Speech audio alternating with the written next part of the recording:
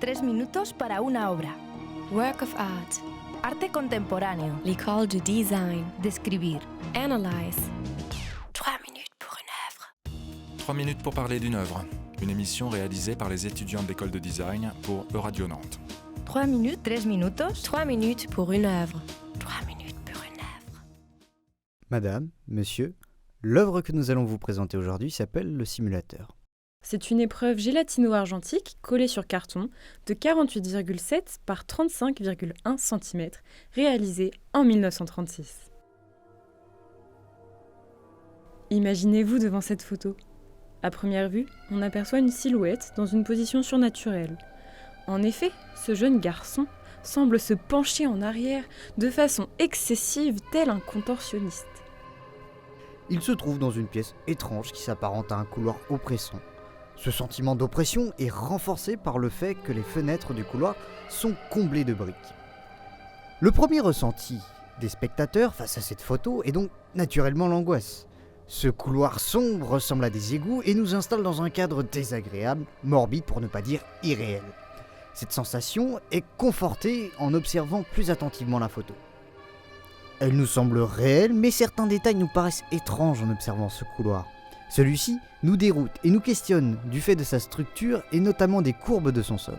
C'est en pivotant l'image que nous pouvons comprendre que ce couloir est en fait la photo retournée d'un plafond, plus spécifiquement le plafond des galeries du cloître de l'orangerie du château de Versailles. Quant aux briques des fenêtres, elles ont été dessinées par l'artiste, de même que les yeux blancs du garçon qui ressortent particulièrement. Cette œuvre est donc un photomontage. Un photomontage, c'est un assemblage ou un collage de photographies et d'éléments. Ici, l'artiste a pris une photo, l'a retournée, y a collé une silhouette, a dessiné des briques aux fenêtres et modifié les yeux de la silhouette. Le simulateur a été réalisé par Henriette Theodora Markovitch, dite Dora Maar. Dora Maar a vécu de 1907 à 1997. Elle fut l'une des amantes et muses de Picasso. C'est en effet elle qui se cache derrière La femme qui pleure et derrière bien d'autres tableaux du célèbre peintre. Mais vous auriez tort de penser que Dora Maar n'est que l'un des modèles du grand Picasso. Dans l'ombre du peintre se cache une femme talentueuse, aux multiples facettes, qui consacrera son temps à la peinture et à la photographie surréaliste. Le surréalisme est un mouvement poétique et artistique qui apparaît à la fin de la Première Guerre mondiale.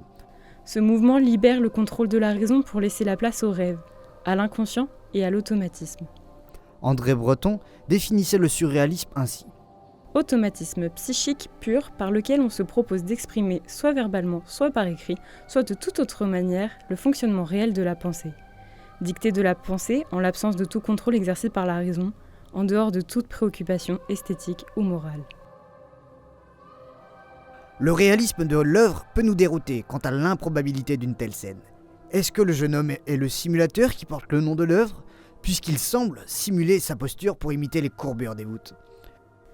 Dora Maar joue également avec l'ombre et la lumière. Cela nous permet de mieux distinguer le personnage et sa position, et de renforcer le sentiment de malaise, de renversement et d'inquiétude. Elle sait parfaitement comment saisir un angle ou une lumière à travers son appareil photo. Dora Maar nous plonge dans son univers en nous faisant nous questionner sur notre façon de voir les choses et de voir le monde.